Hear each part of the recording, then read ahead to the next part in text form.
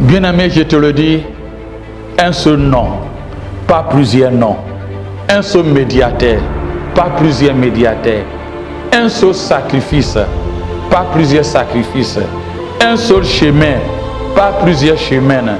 Une seule porte, pas plusieurs portes. Il s'appelle Jésus de Nazareth.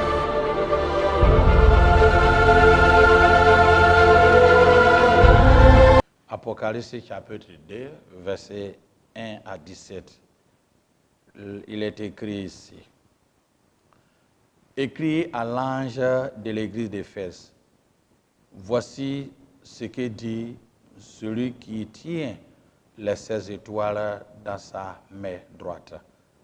Celui qui marche au milieu des 7 chandeliers d'or. Je connais tes œuvres, ton travail et ta persévérance. Je sais que tu ne peux supporter les méchants, que tu as éprouvé ceux qui se disent apôtres et qui ne le sont pas, et ceux qui les a trouvés menteurs, que tu as de la persévérance, que tu as souffert à cause de mon nom, et que tu n'étais pas point lassé. Mais ce que j'ai contre toi, c'est que tu as abandonné ton premier amour. Souviens-toi donc d'où tu es tombé. Repends-toi et pratique les premières œuvres. Sinon, je viendrai à toi et j'ôterai ton chandelier de sa place, à moins que tu ne te repentes. Tu as pourtant ceci, ce que tu es, les œuvres des Nicolaïtes, œuvres que j'ai aussi. Dernier verset, que celui qui a des oreilles attend ce que l'Esprit dit aux églises. À celui qui vaincra, je donnerai à manger à l'arbre de vie qui est dans le paradis de Dieu.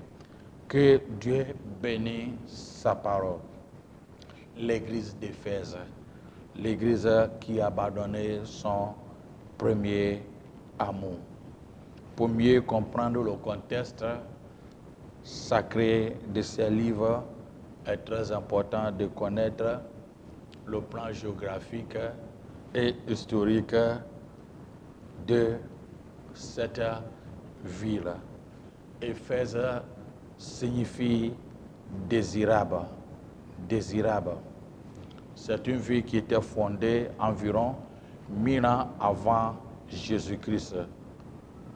Et est une voie, c'est une ville commerciale maritime, avec une voie commerciale maritime et terrestre qui relie Rome à Grèce et à l'Orient.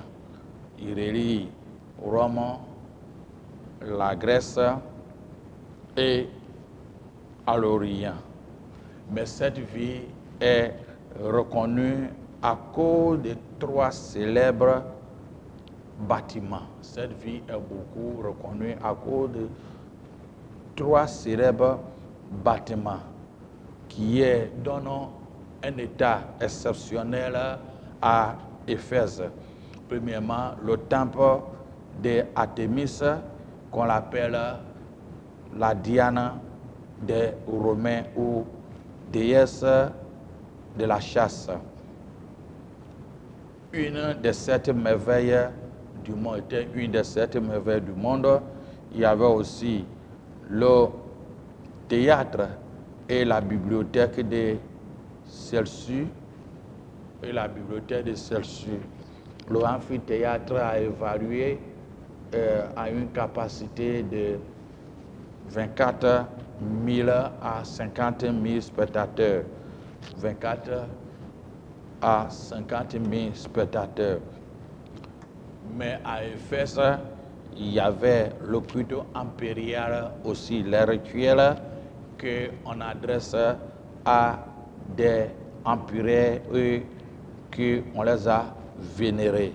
Mais à Éphèse, il y a aussi le temple d'idole, on appelle Artémis ou Diana, qui était le 4 fois plus grande que le temple Parthénon à Athènes. Et servait le lieu, et servait des banques centrales et des sanctuaires pour ceux qu'on commet les crimes. On commet les crimes. Donc, à Éphèse aussi, il y avait non seulement le temple d'idole, qui, dans ce temple d'idole, il y avait des banques centrales et des sanctuaires pour ceux qu'on commet, on les accusait des crimes, mais dans la vie, il y avait l'agora, le marché, et ce marché est clôturé, et il y avait 3 entrées. Et ces 3 entrées, à chaque entrée, il y a les pots. Et ces pots, il y a les encens qui étaient là. À chaque fois, tout le monde qui rentre dans le marché doit mettre la main sur l'encens et il prend l'encens et il met dans la peau. Et dans ce pot, signifie que tu reconnais que César est le Seigneur. Le marché Agora est reconnu à Éphèse et c'est le lieu des affaires. C'est le lieu des affaires. Admettons les chrétiens qui vivent dans cette vie, quel défi. Tu es obligé en allant de prendre l'encens et mettre dans la peau, qui signifie que tu reconnais que César est Dieu. Refusant de faire veut dire que tu ne veux pas aller faire du commun. C'est un défi qui était là. C'est un défi qui était là où je peux dire aussi les mêmes défis nous arrivent pour, à un certain, prends l'exemple, pour certains, aller avoir un certain travail ou bien aller dans certains domaines. Est-ce que tu n'es pas obligé d'accepter des compromis pour que tu puisses vivre? Le choix est à toi. Comme les chrétiens à Éphèse avaient aussi ces problèmes-là. Mais dans cette vie, qu'il y avait les 14 temples qui étaient là. Les 14 temples qui étaient là, mais Artémis, qu'on l'appelle la Diana des Romains, était le plus célèbre. Et à son temps, Domitien réclamait qu'on lui adore comme Dieu, Seigneur et Sauveur. Parce qu'il avait non seulement l'adoré, il exigeait qu'on l'adore comme Dieu et Sauveur, mais il avait aussi son siège à Éphèse. Mais dans le culte impérial, il y avait César qui est reconnu comme Seigneur. Il y avait Auguste qui est reconnu comme le Fils de Dieu. Néron qui était sauveur de la terre. César, le Seigneur. Voilà le défi qui est resté pour les chrétiens qui vivaient dans ces lieux. Mais dans ce lieu, comme je viens de dire, est que c'est un endroit portuaire où les navires qui étaient en Asie et qui viennent et en Europe qui viennent là-bas. Éphèse, c'est l'endroit en Turquie. Il est à Turquie actuelle. Donc, dans cette ville-là était une ville très animée.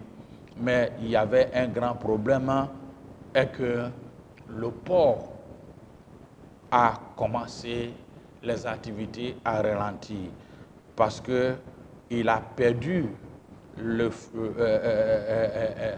fleuve a perdu sa profondeur et le sable a commencé à remplir. Donc, ce qui fait que les navires de grande capacité n'arrivent plus à coster comme il fallait.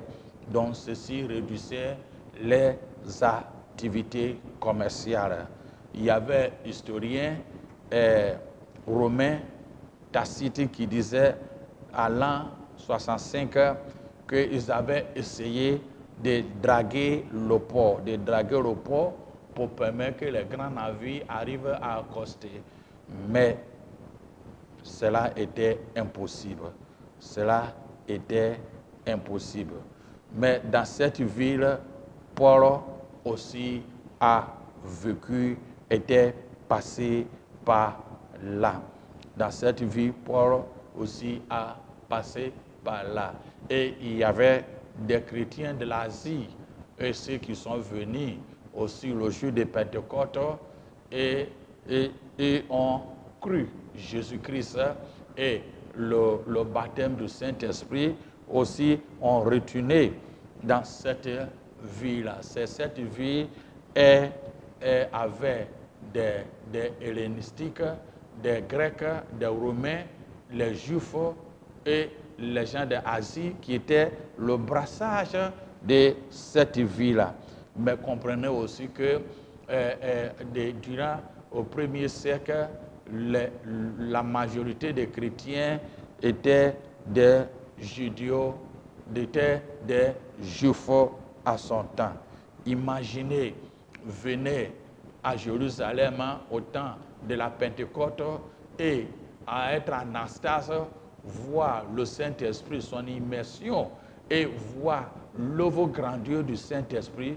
Maintenant, tu retournes à cette vie d'Éphèse. Voir la contradiction, les dieux Artémis. Et il faut adorer le César, vénérer les empiraires, le culte empirier, et voir toutes ces choses, c'est un choc total. C'est comme quelqu'un qui vient à Jésus, on dit, Jésus donne tout. À Jésus, tu as l'argent, Jésus, tu as tout. Maintenant, il commence à avoir des crises, des souffrances et toutes ces choses. Il pose la question, est-ce que je n'ai pas fait un mauvais chemin? On dit Jésus donne tout. Avec Jésus, il y a la prospérité, il y a tout. Maintenant, je raconte des difficultés par-ci, par-là. Imagine un peu. Les chrétiens qui étaient partis à Jérusalem au temps de Pentecôte et ont vu la grandeur de l'œuvre, ils étaient Anastas, admettons, ils rentrent maintenant en Éphèse, ils voient autre changement total avec cette situation de persécution où ils étaient obligés, est-ce qu'il faut adorer l'empereur ou bien il faut adorer le Seigneur? Il faut adorer le Seigneur. Dans cette vie, l'apôtre Paul avait resté. Et dans cette vie, il y avait, comment on appelle, la vie n'était pas aussi très loin des autres vies comme Pergame, Thyatire, Laodicée et puis Smyrne. Mais dans cette vie, aussi, les uns et les autres venaient à la maison de Tyrannus pour écouter la parole de Dieu. La parole de Dieu.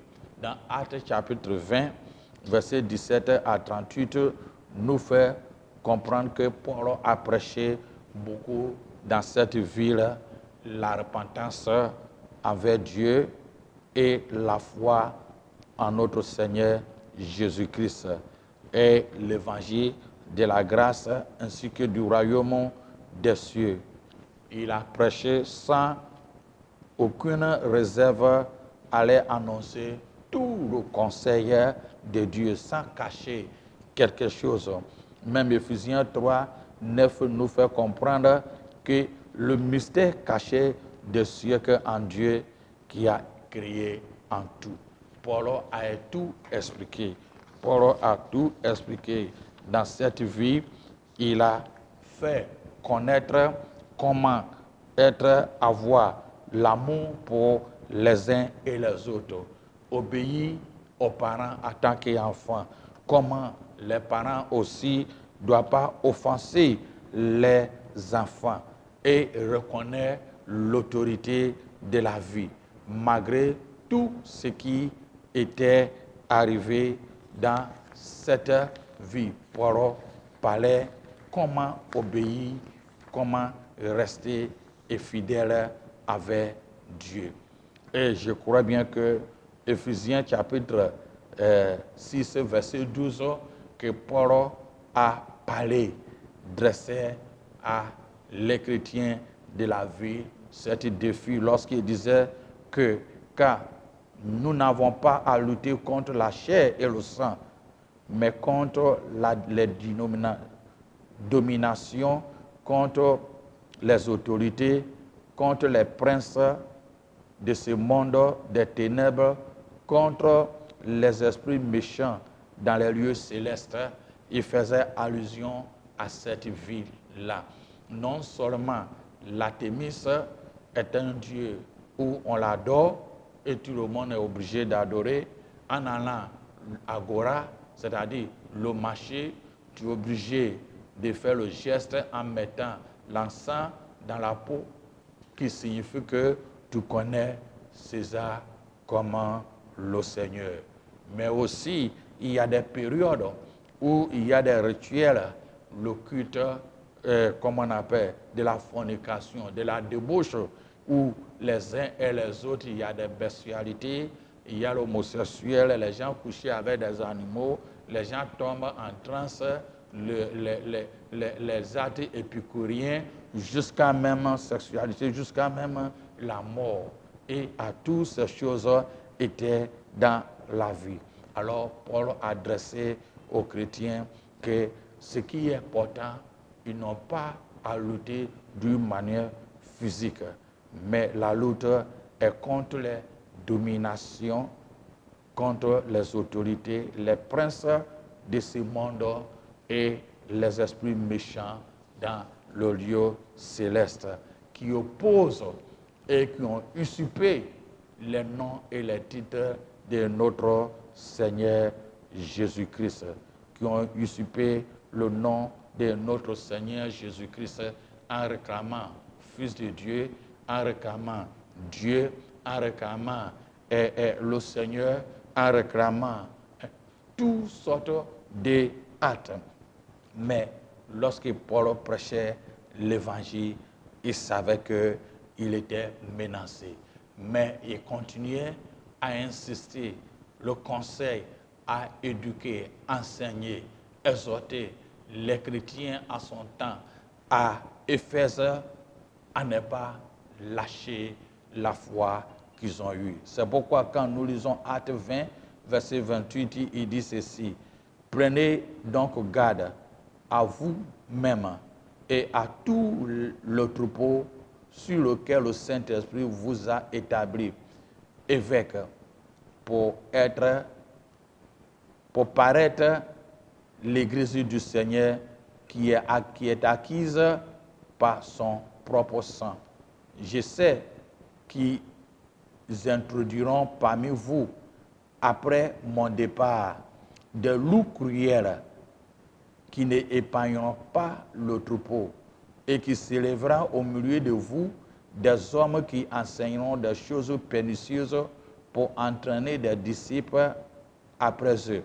Veillez donc, vous, souvenant que durant 3 ans, je n'ai cessé nuit et le jour d'exhorter avec l'âme chacun de vous. Il savait que à son départ, il y aura des enseignements pernicieux. Il y aura des choses pernicieuses. Les gens diraient autre chose. Est-ce que les gens ne vont pas les permettre en disant d'aller adorer Artémis? Il savait ce qui allait arriver. Ces choses est pareille aussi à nos jours. Et nous voyons souvent, il y a certaines personnes qui commencent bien, mais à un moment donné, il y a le refroidissement. Des fois, il y a certaines églises qui commencent bien, à un moment donné, il y a le refroidissement. Et il y a les statistiques qui nous font comprendre, mais je ne peux pas affirmer que quand une église commence, et à partir de 50 ans, c'est comme il est arrivé au sommet pic.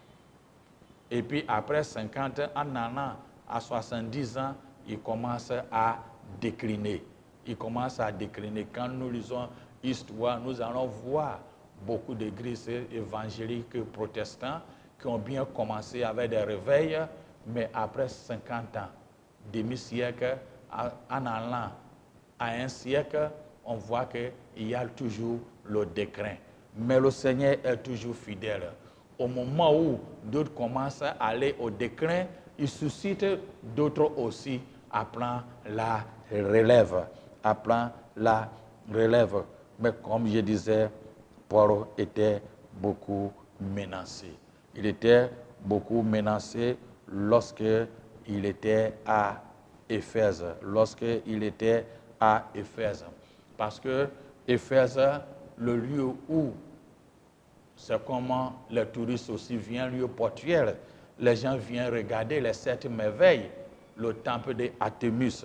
Donc il y avait des gens qui vendaient des amulettes et les statuettes pour les visiteurs qui viennent à la ville. Ça allait faire du commerce. C'est ainsi qu'il y avait un certain nombre que Acte 19 nous fait comprendre qu'il s'appelle Démétrios. Démétrios voyait que le commerce de vente amulettes et les statues pour ceux qui viennent adorer Artémis a commencé à baisser. Parce que Paul prêche l'évangile de la repentance. Il prêche que les dieux faits de la mer étaient vains idoles. Et les gens se convertisaient pour venir au christianisme. Alors il a suscité un certain nombre de groupes et un certain nombre de la population pour faire chasser l'apôtre Paul dans la ville. Au moment où Gaius et Aristarque étaient restés à Éphèse. Dans 1 Corinthiens chapitre 15, verset 23, nous fait comprendre, Paul disait ceci, « J'ai dû combattre contre des bêtes force à Éphèse. » Combattre force à Éphèse. Donc au moment où l'apôtre Jean était le dernier apôtre au temps de Jésus, a vécu à Éphèse à son temps, où on lui a renvoyé à l'île de Patmos parce qu'il désobéissait et il n'adorait pas les Artémis ou les dieux impérial, les dieux, le culte impérial. Donc, on le persécutait. Histoire nous fait comprendre qu'on l'a mis dans ur chaud, ur bouillant, mais il n'est pas été mort. Alors, il fallait lui envoyer sur Patmos, un endroit caillouteux où il n'y avait pas l'eau ni rien. C'est à ce moment-là, le Seigneur lui a donné la vision. Ce que j'aimerais que tu comprennes est ceci. Au moment où on lui a rapatrié là-bas, au lieu qu'il reçoive quelque chose de confort, consolation, mais le Seigneur ouvre ses yeux à connaître beaucoup de choses. Ce que j'aimerais que tu comprennes est ceci. Dans les crises, Dieu parle. Quand nous lisons tous les miracles, beaucoup de miracles qui sont produits de l'Ancien Testament au Nouveau Testament, c'est à partir des crises, à partir d'un événement, à partir des circonstances que les miracles et des prodiges arrivent. Donc, il y a un bon nombre de chrétiens, dès le moment où ils voient des crises, des souffrances et des problèmes, ils sont paniqués. Mais si tu restes ferme, à ce moment-là, tu verras le triomphe, tu verras la gloire de l'Éternel, tu verras des miracles et tu verras des grandes choses que le Seigneur peut te faire révéler. Voilà qu'on a parachuté apôtre Jean pour aller mourir sur cette île Patmos, qui n'avait rien, ni l'eau caillouteuse. Mais c'est de là le Seigneur lui a révélé cette église, qui est le comportement, je peux dire, de ce que toutes les églises de Christ en nos temps vivent. D'autres ont perdu leur amour, d'autres c'est des églises mortes, d'autres Christ est à côté, d'autres ont fait le naufrage, d'autres c'est le syncrétisme. Nous allons expliquer les uns et aux autres. Mais Christ a dit ceci à Jean lorsqu'il était à Patmos, verset 2 à 3, en disant ceci lorsqu'il a écrit à l'église d'Éphèse en disant « Je connais tes œuvres, ton travail, ta persévérance. Je sais que tu ne supportes les méchants et que tu n'as éprouvé ceux qui se disent apôtres et ceux qui ne le sont pas, que tu les as trouvés menteurs, que tu as de la persévérance, que tu as souffert à cause de mon nom et que tu n'as point laissé. » C'est vrai, les gens n'ont pas laissé distraire par ces événements de la vie des cultes impériales et ses problèmes. Il y avait dans cette vie les Nicolaïtes, ceux qui réclamaient et qui disaient, ils donnaient la philosophie pour dire que le corps n'est rien. C'est l'esprit qui est important, ce qui veut dire que tu peux faire n'importe quoi avec ton corps. Tu peux commettre les débauches. Tu peux même faire les sexualités. Tu peux même faire les bestialités. Tu peux faire ce que tu veux avec le corps. De toute façon, le corps reste sur la terre. Donc, fais ton corps comme tu veux. Aujourd'hui, il y a des uns et des autres qui disent, mon corps m'appartient. De toute façon, quand je mets, c'est fini. C'est les œuvres de Nicolaïtes où Paul et Timothée avaient opposé clairement. Lorsque nous lisons 1 Timothée, chapitre 1, verset 1, il dit, quelques-uns s'étaient détournés des choses, ces choses égarées dans les vains discours. Il veut être docteur de la loi et il ne comprend ni ce qu'ils disent, ni ce qu'ils affirment. Regardez, ils donnent des instructions philosophiques, mais ils ne comprennent rien. Paul et Timothée ont opposé à Éphèse en disant ceci dans 2, verset 4, il dit, ils ont la démangeaison d'attendre des choses agréables. C'est comme beaucoup des chrétiens à Éphèse veulent attendre des choses agréables. Ils se détournent une foule de docteurs selon leurs propres désirs. Ça nous arrive aujourd'hui. Les gens aiment attendre ce qui est agréable. Ils ne veulent pas attendre ce qui est la repentance, détourner de ta voie, le péché, convertir au cœur, faire ce qui est normal. Mais ils veulent ce qu'ils attendent à leurs propres oreilles. Évangile de la prospérité que nous tous nous avons embrassé. C'est ce que les gens voulaient attendre à leurs oreilles. L'œuvre des Nicolaïtes.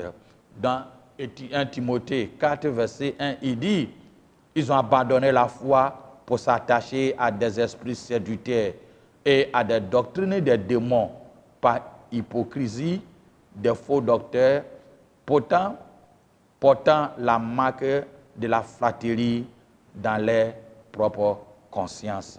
Dans leur propre conscience. Donc, à Éphèse, bon nombre sont détournés. Mais le pays qui ont resté aussi était affaibli. Était affaibli comment? Il faisait l'œuvre de Dieu, mais sans amour. Sans amour. Il voyait comment suffisant de soi-même.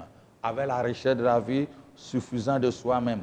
Accent de, il n'est pas le remords pour se repentir. La repentance n'est plus là.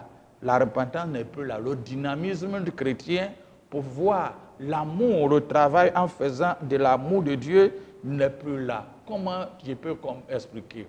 Voir une femme qui est à sa cuisine en train de préparer et une autre personne vient et dit, mais depuis le matin, je te vois en train de préparer et dit, c'est mon devoir de le faire. S'il ne le fait pas, qui va le faire? Tu vois que il fait ça avec les lacunes. S'il ne fait pas, quelqu'un d'autre peut le faire. Mais d'un moment, il comprend que c'est à cause de l'amour de mes enfants ou mon mari, je suis en train de faire ça. Tu vois que le travail n'est pas pernicieux pour cette femme-là. C'est ce qui est arrivé à l'église d'Éphèse. Ils faisaient le travail comme une routine. C'est mon habitude. C'est moi qui dois balayer. S'il ne le fait pas, c'est comme je dois aller matin et revenir. S'il ne va pas à l'église, mon pasteur va demander, telle personne va m'appeler, comment il peut donner des explications. Donc, il le fait en guise d'honneur pour quelque chose, pour avoir honneur de quelque chose, mais pas pour l'amour de Jésus de Nazareth. C'est pourquoi Jésus les a dit, vous avez abandonné votre premier amour. Revenez. L'essentiel est de connaître que tout ce que vous le faites pour la gloire du Seigneur. C'est vrai que vous haïssez, vous n'aimez pas les œuvres de Nicolaïtes, les fausses doctrines. Vous n'aimez pas ce qui est moralement impur. Mais ce que j'ai contre toi est que tu fais l'œuvre du Seigneur sans l'amour, en croyant que c'est le légalisme, tu fais de ta propre force, nonchalant, il y a l'accusation qui est là, mais c'est là le Seigneur les a rappelés, revenir à l'essentiel et à l'amour. Le Seigneur t'appelle, il m'interpelle pour que nous revenions à l'essentiel qui est l'amour réel. L'amour réel. Et il a dit en disant, celui qui a les oreilles, qui attend ce que l'Esprit dit aux églises. Et à celui qui vaincra, je donnerai à manger l'arbre de vie qui est dans le paradis des cieux. Ce que Adam et Ève ont perdu, Dieu a promis, si tu tiens et tu fais tout avec l'amour du Seigneur, il te donnera cet arbre de vie que tu ne mourras pas en consolation pour que tu vivras à l'éternel. Il a dit à l'église d'Éphèse, avec les situations compliquées qu'il vivait, quelle est ta situation géographique, ville, région, politique, pays, ta dénomination ou congrégation, vois où tu es. Tu n'aimes pas ce qui est les Nicolaïtes, mais où est ton premier amour? Revenez. Christ a dit, si tu ne répands pas, je viendrai enlever, ôter le chandelier qui est en toi, le souci de vie qui est en toi. Je crois que nous ne devons pas attendre que Christ nous vienne et dise ces choses-là. Que Dieu t'aide et m'aide. Amen. Bien-aimé, je te le dis, un seul nom, pas plusieurs noms. Un seul médiateur, pas plusieurs médiateurs. Un seul sacrifice, pas plusieurs sacrifices. Un seul chemin, pas plusieurs chemins. Une seule porte, pas plusieurs portes. Il s'appelle Jésus de Nazareth.